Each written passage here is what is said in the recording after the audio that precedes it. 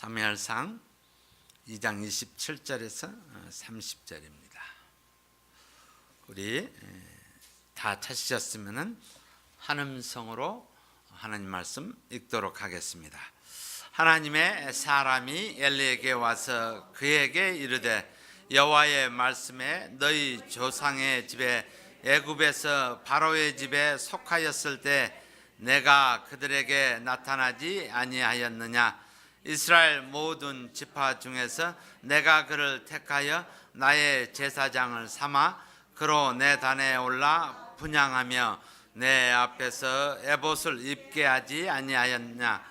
이스라엘 자손에 드리는 모든 화제를 내가 내 조상의 집에 주지 아니하였느냐? 너희는 어찌하여 내가 나의 처소에서 명한 나의 제물과 예물을 밟으며 내 아들들을 나보다 더 중히 여겨 내 백성 이스라엘에 드리는 가장 좋은 것으로 스스로 살찌게 하느냐? 그러므로 이스라엘 하나님 나 여호와가 말하노라. 내가 전에 내 집과 내 조상의 집에 내 앞에 영영히 행하리라 하였으나 이제 나 여호와가 말하노니 결단코 그렇게 아니하리라. 나를 존중히 여기는 자를 내가 존중히 여기고 나를 멸시하는 자를 내가 경멸히 여기리라. 아멘. 오늘 말씀은 그 엘리 제사장에 관한 말씀입니다. 오늘 말씀을 나누기 전에 우리 전체적인 한번 그림을 머리에 두고 말씀을 대하였으면 합니다. 이 천지는 하나님 아버지께서 창조하셨습니다. 우리는 그 가운데 아주 미문에 불과한 존재입니다. 그리고 하나님께서는 최초의 인스티튜션인 가정을 주셨습니다.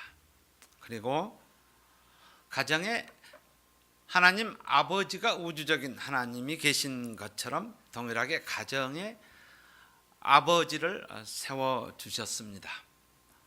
아담과 하와를 통해서 번창하도록 또 다스리고 번창하도록 하나님께서 그 책임을 주셨습니다. 아담과 하와를 주셨지 아담과 아돔을 주지 않았습니다. 남자와 남자를 주지 않았습니다. 하나님께서는 아담과 하와를 통해서 하나님 아버지께 영광을 돌리는, 그리고 이 땅을 다스리며 또한 번성하는 모습을 보기를 원하셨습니다. 그래서 Father's Day에 우리가 진정한 아버지의 모습을 이해하기 위해서는 전능한 하나님의 아버지를 보지 못하면은 우리는 잘못된 각도에서 우리는 보게 됩니다. 제가 한 칼럼을 읽었습니다. 이 칼럼이 참 재미납니다. 그 칼럼에 그래 한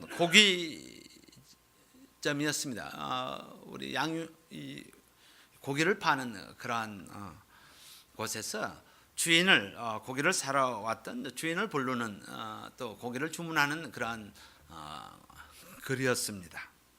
어릴 때부터 아주 친하게 지나면서 이 주인한테 야 개똥아 개똥아라고 불렀던 아주 절친한 친구였습니다.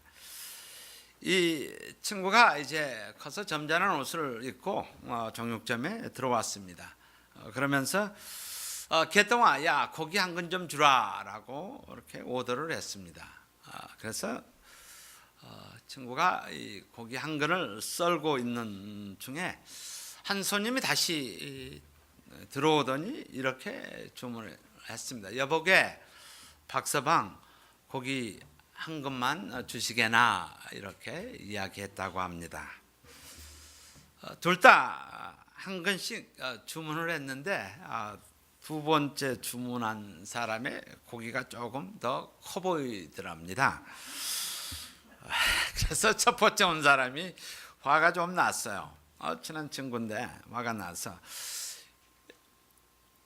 친구 왜 같이 한 근을 주문했는데 왜 저 사람이 더 커? 버럭 이야기를 했다고 합니다. 주인이 나리의 고기는 개똥이가 썬 것이고 저쪽 나리의 고기는 박서방이 썬 것이라서 그렇습니다. 이렇게 대답했다고 합니다. 생각할 수 있는 그런 칼럼이었습니다. 우리는 하나님께서 창조한 존귀한 존재입니다.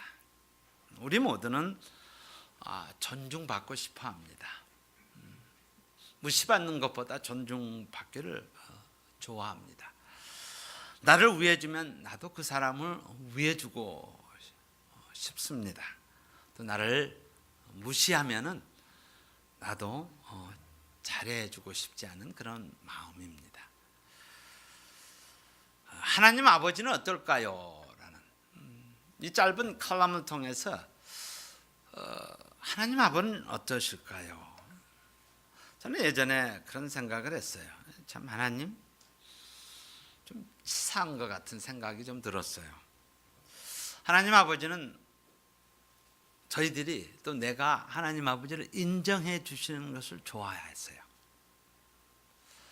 제가 출애굽기 34장 14절의 말씀을 처음 대할 때요. 너는 다른 신에게 절하지 말라. 여호와는 질투라. 이름하는 질투의 하나님이시니라. 이렇게 했을 때요. 우주를 창조하신 하나님이 나같이 보잘것없는 사람이 인정을 해드린다고 해도 더 높아질 거나 또는 깎아질 그런 분도 아닌데 하나님은 인정받기를 원하십니까? 이런 생각이 드는 거예요. 그 엄청난 하나님이 저는 특별만도 못한 그런 존재인데 하나님께서 왜 나에게 인정받고 싶어 하시는가라는 거예요. 한 번 더 가만히 생각을 했어요. 가만히 생각하니까 하나님이 나를 사랑하기 위해서 모든 것 다 주신 것을 제가 잠시 잃어버릴 때가 있었더라고요. 단 하나밖에 없는 독생자를 내가 동일한 저주를 받아서 죽어야 할 그 자리에 나를 사랑하기 때문에 주신 것을 잃어버린 모습이에요. 왜 하나님이 나를 통해서 또 우리를 통해서 인정받기를 원하시는가? 하나님이 그만큼 나를 사랑했기 때문입니다. 여러분 자녀들 키우시죠? 여러분 자녀들에게 사랑을 듬뿍 주면 줄수록 내 모든 것을 내어서 주면 줄수록 자녀에게 인정을 받고 싶은 것입니다. 여기 부모님들이 많이 계십니다. 우리는 이렇게 생각을 해요. 엄청난 용돈을 드리면 부모님이 많이 좋아하실 거로 생각을 합니다. 네, 의외로 부모님은 부모님이 되어지는 그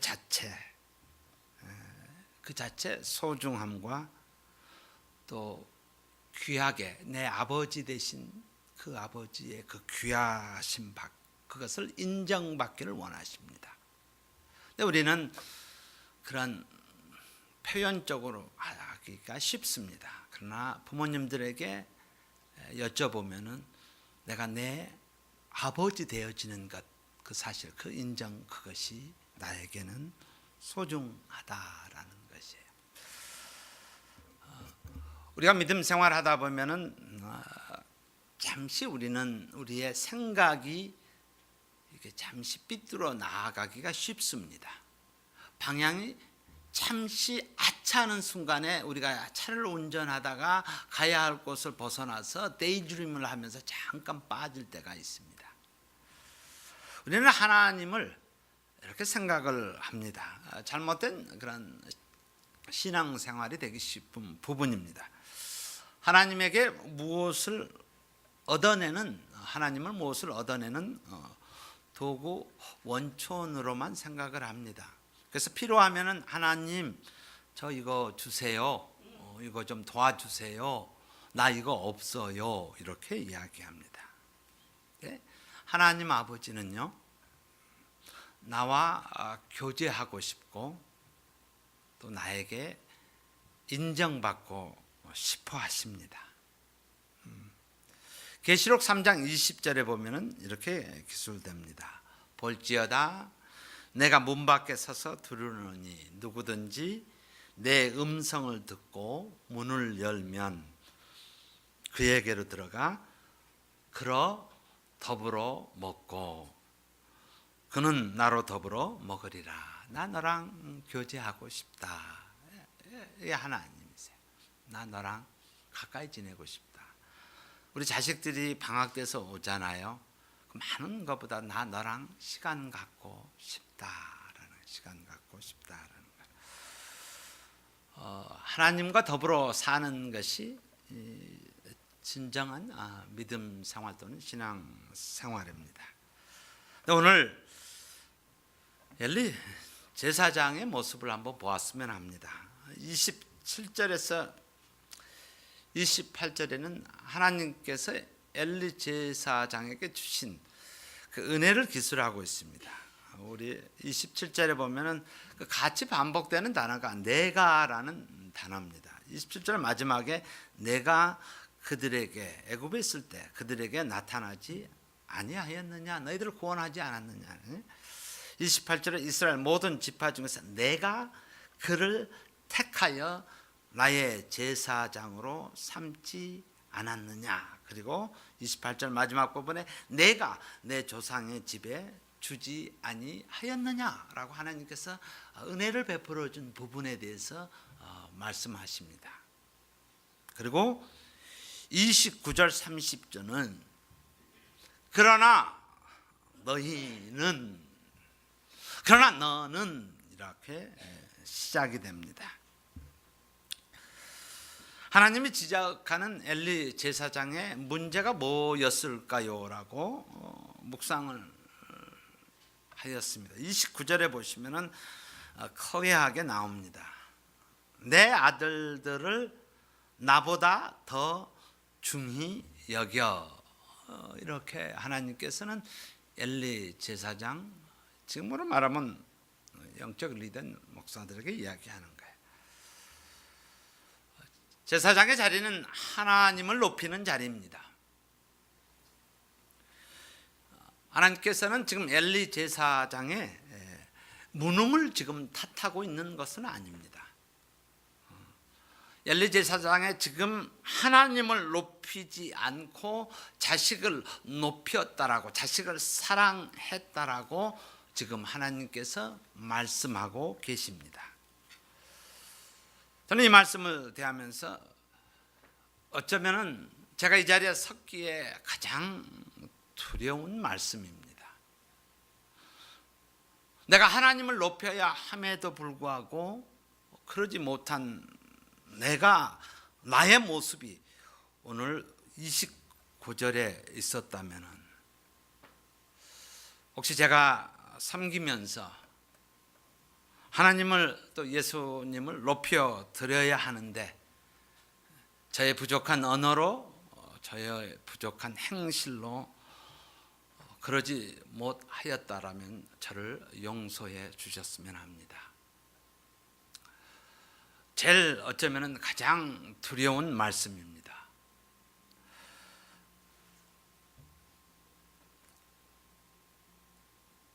결과를 4장에 보면은 이렇게 기술됩니다. 4장 18절에 보시면요, 하나님의 괴를 말할 때에 엘리가 자기 의자에서 자빠져 문 곁에서 목이 부러져 죽었으니 나이 많고 비둔한 영고라. 그가 이스라엘 사사가 된 지 40년이었더라. 이렇게 나옵니다. 제사장 40년 하면요, 그냥 굴러갈 수 있어요. 그렇죠? 예배 어떻게 드리고 이렇게 하고 그냥 굴러갈 수 있어요. 근데 여기에 단어 하나가 비교를 해놓는데 저를 팍치는 거예요. 목이 부러져 죽었는데 나이 많고 비둔한 영고라. 이 비둔하다라는 것은 살이 많이 쪘다라는 거예요, 그렇죠? 비둔한 영고라. 근데 원어에 보면은 카베트라는 단어가 사용이 됩니다. 근데 오늘 말씀에 오늘 2장 30절에 나를 존중히 여기는 자를 내가 존중히 여기고, 이 존중이라는 단어의 어원도 카베트라는 단어가 쓰입니다. 이 말이 뭐예요? 바꿔치기 한 거예요. 하나님을 존중해야 할 제사장이 자기한테 가서 자기가 바꿔치기해서 비둔해졌다, 이렇게 표현할 수가 있습니다. 그래서 그는 목이 부러져 죽었다라는 부분이에요. 요즘 흔히 사용하는 단어가 user friendly라는 거예요. 사용자 편리. 그래서 모든 전자기기들은 굉장히 편하게 되어 있습니다. 예를 들어서 요즘에 컴퓨터를 사면은 옛날처럼 포맷을 하고 뭐 이런 건 없어요. 그냥 닥쳐서 뭐 패스워드 집어넣고 하면 스스로 알아서 다 이렇게 만들어져요. 어떤 전자기기 사시면요, 여러분 그게 요즘에 고생하실 필요 없어요. 아주 간단해. 버튼만 몇 개 누르면 그냥 작동되게끔 돼 있어요. 그래서 user friendly라는 그거에 의해서 모든 가전제품은 user friendly. 그래서 냉장고 안에서 오늘 날씨가 나오고, 또 어느 지역에 따라서 우리 한국의 기업들은 그 지역이 필요한 것을 그대로 할 수 있는 user friendly 이렇게 해서 만듭니다. 그래서 그들이 한국 기업들이 세계를 제패하는 일들을 보게 됩니다. 근데 이것이 잘못 사용되어지는 것이 user friendly church 이겁니다. 간편한 편리한 교회가 되어버리는 것이에요. 사용자가 편리하게. 저는 참 이 말씀을 준비하면서 저 스스로가 많이 회개를 하는 시간을 갖게 되었습니다. 교회가 사용자인 교인에게 편리하도록 하나님의 거룩성이, 하나님 앞에 경배드리는 그것이 상실되고 예배를 단순화시켜 가고 있는 것, 또는 예배가 좀 지루합니다라고 해서 이것을 현대적으로 바꾸는. 저 사실 처음 처치 플랜팅에 대한 것을 배웠을 때 오픈 서비스 또는 오픈니스, 교회가 오픈되어져야 한다라는 것을 했을 때 저도 상당히 좋아했습니다. 물론 그 동기나 목적은 틀리지 않습니다.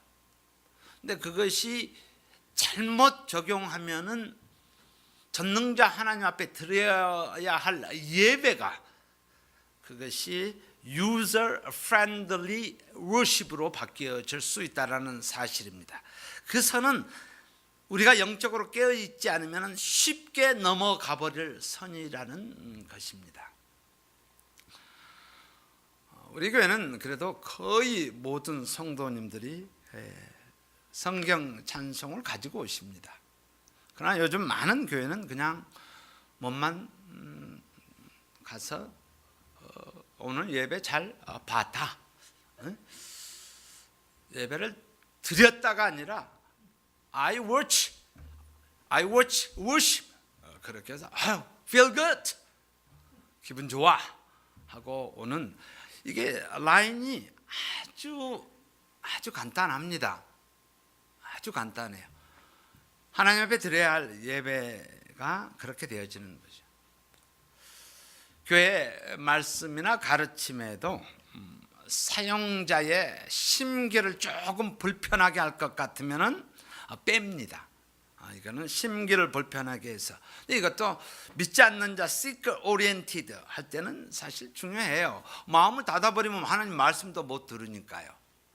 근데 우리가 그 라인을 잘 구별해야 되는데 구별하지 못할 때는 이러한 오류를 범할 수 있다라는 거예요.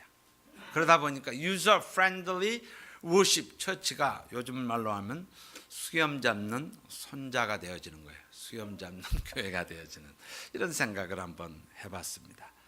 그러다 보니까 하나님 아버지를 아주 라이트하게 생각하는 예배가 되어지고 또 경배가 되어지는 모습을 볼 수가 있습니다. 오늘은 Father's Day입니다. 아버지 날입니다. 1년에 한 날을 지정해서 하나님께서 왜 가정에 아버지를 주셨는가라는 부분을 생각하는 또 묵상하는 시간입니다. 이 아버지의 롤을 이해하기 위해서는 하나님 아버지의 모습을 우리가 봐야지 아버지로서의 역할을 감당할 수가 있습니다. 제가 한국에 있을 때입니다. 1970년도입니다.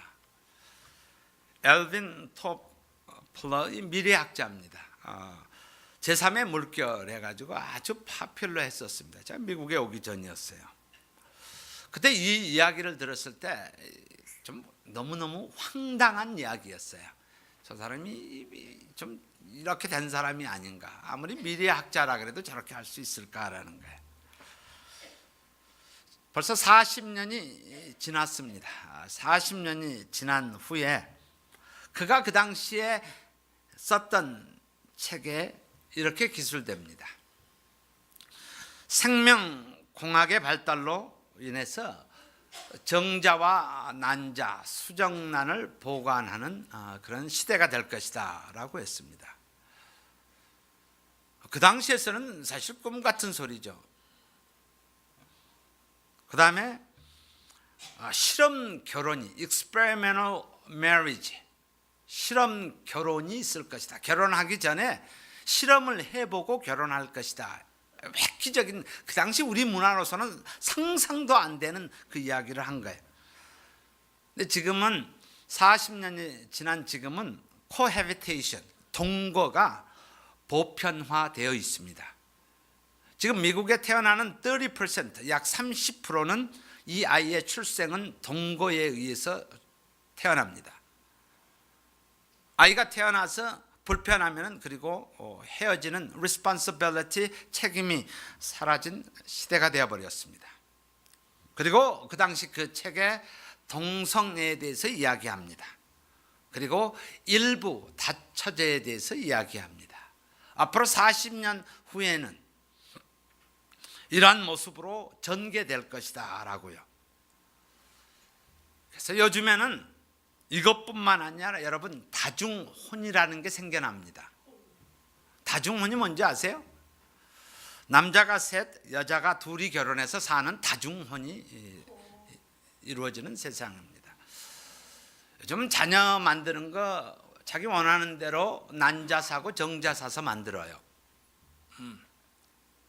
이 말은 뭐냐? 결론은 뭐냐라는 거예요. 지금 다양한 모습으로 증거되어지는데 결론은 하나입니다. 아버지 사라지는 세상입니다. 아버지가 사라지고 있습니다. 가정에 fatherhood이 사라지고 있다는 거예요. fatherhood이 사라지면 질서가 상실되어집니다. 그러므로 말미암아 생명 경시 현상은 비일비재합니다. 제 딸이 요즘 로테이션을 하면서 하루는 와서 아빠 많이 울었다고 그래요. 왜요? 왜 울었냐 그랬더니 아이가 태어났는데 아직도 제대로 뼈가 제대로 돼 있지 않는 아이를 운다고 흔들어서 브레인 데미지가 돼서 그대로 하루 종일 시저로 가는 거예요. 뇌출혈에 인해서요. 이것은 가정이 파괴되어짐으로 말미암아 일어나는 모든 현상들입니다. 최근에 초등학교 2학년이 쓴 시 하나가 한국 사회를 벌커덕 뒤집혀 엎은 그런 시가 하나 있습니다. 엄마가 있어서 좋다. 나를 이뻐해 주셔서. 냉장고가 있어서 좋다. 나에게 먹을 것을 주어서. 강아지가 있어서 좋다. 나랑 놀아주어서. 아빠는 왜 있는지 모르겠다.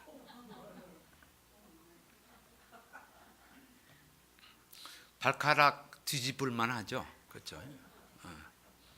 이것을 교회에 한번 적용해 봤으면 좋겠어요. 목사가 있어서 좋다. 나를 이뻐해 주어서. 장로, 권사가 있어서 좋다. 나에게 먹을 것을 주어서. 구역장이 있어서 좋다. 나랑 놀아주어서. 그러나 하나님이 왜 있는지 모르겠다. 어쩌면 인간들의 잔치만 되어버린 교회의 모습이 되지 않을까 이런 생각을 해요. 제가 목회자로 있으면서 서로 내가 하나님의 영광을 가리지 않나라는 거예요. 저는 우리 모든 성도님들 참 매우 귀하게 여기고 또 감사드립니다. 교회를 사랑하시는 것 때문입니다. 그중에는 저한테 듣기 좋으라고 목사 칭찬하지만 감사하지만은 하지 말아주세요. 제가 시험에 빠질 수 있어요. 또 그것 때문에 하나님의 영광이 가려질 수 있어요. 이 교회는 하나님의 교회고 예수님께서 머리 되시고 우리가 그를 섬기는 자들입니다. 지체되어져서 섬깁니다. 제가 드러나서는 안 돼요. 위험합니다. 저 목 부러져요. 목 부러집니다. 예수님께서는 기도하시는데요. 제자들이 예수님 기도 좀 가르쳐 주세요 라고 부탁을 해요. 그때 예수님께서 첫 워드가 하늘에 계신 우리 아버지 이름을 거룩히 여기시옵시며. 하늘에 계신 우리 아버지. 안 하셔도 될 것 같아요. 근데 모든 기도를 가능케 하고 첫 단추는 하나님이 나의 아버지 되심입니다. 예수님께서는 핵심적인 부분에 꼭 하나님 아버지께 감사드리는 하나님 아버지. 나사로가 살아나셨을 때 아버지여. 오병이어를 통해서 축사하시고 감사하시는 그런 모습을 보게 됩니다. 교회에 하나님 아버지 회복이 필요합니다. 동일하게 가정에서 아버지의 회복이 필요합니다. 세상은 아버지를 지우려고 합니다. 자꾸 없애버리려고 합니다. 그러면 질서가 사라지고 하나님의 이미지가 사라지기 때문입니다. 우리 남편을 살려야 합니다. 남편을 어떻게 하든 남편을 살려야 합니다. 힘이 되게 하고 우리가 도와야 합니다. 그냥 사람들이 이렇게 그냥 해석을 해서 이야기합니다. 아내를 돕는 배필로 하나님께서 주셨다. 헬퍼로 주셨다. 사실 강한 자가 도움을 줍니다. 물론 약한 자가 도움 줄 수도 있어요. 근데 이제 그거를 해석을 하면서 해석하기에 따름이지만은 그냥 우리가 미닝만은 받아들였으면 합니다. 남자는 흙으로 만들었고 여자는 뼈로 만들어서 단단하다. 이렇게 이야기도 합니다. 그것이 어떻게 해석을 하든 간에 중요한 것은 남자를 도와야 합니다. 우리 지난주에도 그랬죠. 남편이 살아야 가정이 삽니다. 우리 아버지 날, 아버지들은 하나님을 두려워하는 자 되어야 합니다. 하나님의 영광 가로채서는 아니 됩니다. 또 아내 되시는 여러분, 또 자녀 되시는 여러분들, 아버지가 살아야 가정이 삽니다. 우리 모두가 하나님의 질서에 순종하는 하나님의 자녀 되기를 주의 이름으로 축원합니다. 기도하겠습니다.